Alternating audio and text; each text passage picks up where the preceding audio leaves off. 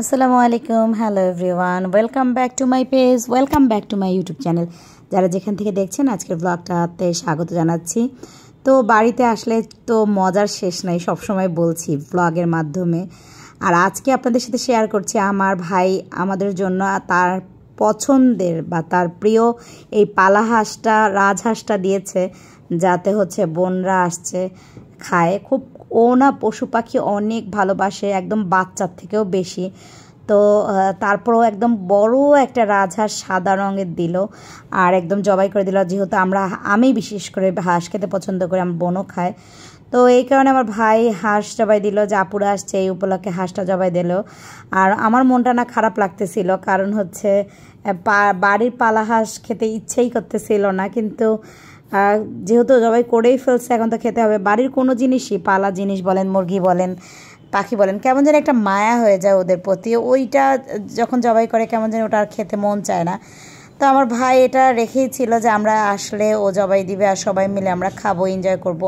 তো এটাই আজকে যেহেতু রোজার এটার ফুটেজটা যখন নেওয়া, সেটা আমি তো গিয়েছিলাম 28 রোজায়। তো আমি যাওয়ার একদিন পরেই এই হাঁসটা জবাই হয়েছিল, আমি ফুটেজটা রেখেছিলাম যে আপনাদের সাথে শেয়ার করব। আর হাঁসটা জবাই দেওয়ার পরে আমাদের বাসায় তো অনেক মানুষ সবাই মিলে হাঁসটাকে পরিষ্কার করতে ধরলো। আসলে দেখা যাচ্ছে এক এক বেলায় 20 জনের করে আম্মুকে রান্না করতে হচ্ছিল।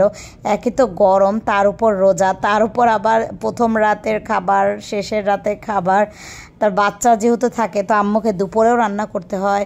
মানে বিয়ের বাড়ির আয়োজন শুরু হয়ে গেছিলো। তো সবাই মিলে অনেক বেশি মজা করছিলাম। আর এই তো আমাদের বাসায় যে কাজে হেল্প করে ওরাও আসছিল, আর ওরাও হাঁসটাকে ভালো মতো পরিষ্কার করে নিচ্ছিল। এরপর তো সব পুড়ে ফেললো, আর আমি একটু ফুটেজ নিতে পারছি। আসলে এক জায়গায় বসে থাকতে পারতেছিলাম না, বাচ্চারা সবাই টানাটানি করতেছিল আর সবাই মিলে যদি গল্প করতেছিলাম। আমি সময়টাকে খুব ভালোভাবে এনজয় করার জন্য সারাক্ষণ সবার কাছে কাছে ঘুরেছি, গল্প করেছি। আর এই যে এত বড় একটা হাঁসটার অনেক ওয়েট হয়েছিল, আর খড়ির চুলায় রান্না করলে কেমন মজা হবে সেটা তো বুঝতেই পারছেন।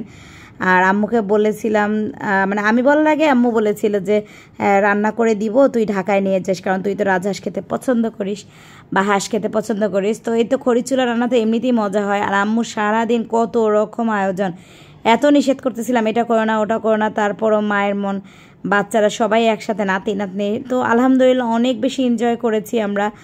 আর এই তো এখন হাঁসটাকে কাটার পালা। আর এখানে পেঁয়াজ কাটা হচ্ছিল, যেহেতু ইফতারিরও টাইম হবে, ইফতারিতেও কিছু করতে হবে বা রান্নাও আছে। আর ওদিকে লাউ শাক, একদম গাছের লাউ শাক কেটে আনছিল আম্মুকে যে হেল্প করে ওর বাড়ি থেকে। ও যখনই আসে আলু শাক যেটাই থাকে আবাদ করে সব নিয়ে আসে। তো এখন হাঁসটা কেমন লাগতেছে দেখে, যেহেতু ছায়ে কালো হয়ে গেছে, খড়ি চুলায় পোড়ানো হয়েছে। আর এখন তো বটি দিয়ে কোনোভাবেই কাটতে পারতেছিল না, তারপর দা দিয়ে হাঁসটাকে কাটতে হয়েছে। আর ওই সময় যেহেতু আজান দিয়েছিল, আমি চলে গেছিলাম আসলে গোসল করে নামাজ পড়ে আমি একটু বেরও হব। দেখা যাক, কুড়িগ্রামে অনেক দিন পর যেহেতু আমি ঈদ করছি, আর রোজায় তো আমার বেরই হওয়া হয় না। তো কুড়িগ্রামের ইফতার বাজার কেমন হয় আর ইফতারে কি কিনতে পাই, একটু ঘুরে আসবো আর কি।